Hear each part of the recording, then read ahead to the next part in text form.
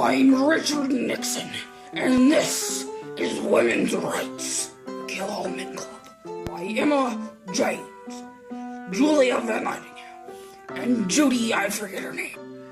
Marriage. Daughters can now make their own marital decisions.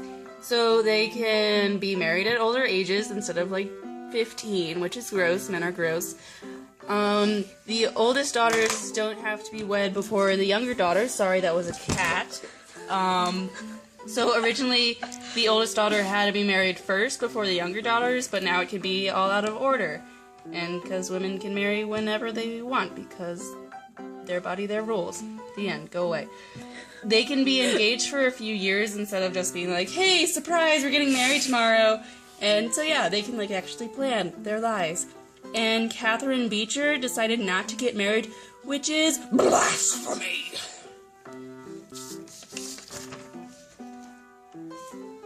So separate spheres, it was that genders had separate spheres, but they were equal. So women were better in the family and raising children part, while men were dominating the political and economic spheres. Women were formerly treated less than men in every sphere, but now they're better in one, while men were better in the other. And women are more responsible for the discipline of children, and that was originally the father's job. This was a loophole to give women more power over their marriages, especially over matters such as the number of children they can give birth to. So, Catherine Beecher was the daughter of Minister Lyman Beecher. That's a funny name. And she broke off her engagement with a young man, and although she did renew the engagement after he died in a shipping accident, she never remarried, which was weird for the time period, but was empowering for other women to have a role model of someone who didn't have to get married. And she was a pretty famous author for the time, and a leading advocate of the separate spheres thing that we just talked about. And in 1800, the United States had one of the highest birth rates ever recorded, with an average of 7 children per mother, which is a lot of children, oh my gosh.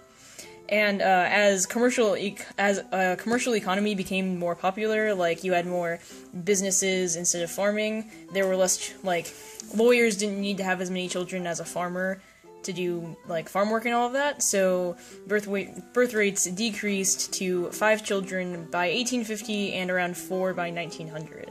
And birth rates were still pretty high among blacks and other immigrant groups, but among native-born whites, they fell drastically. So there was family planning now.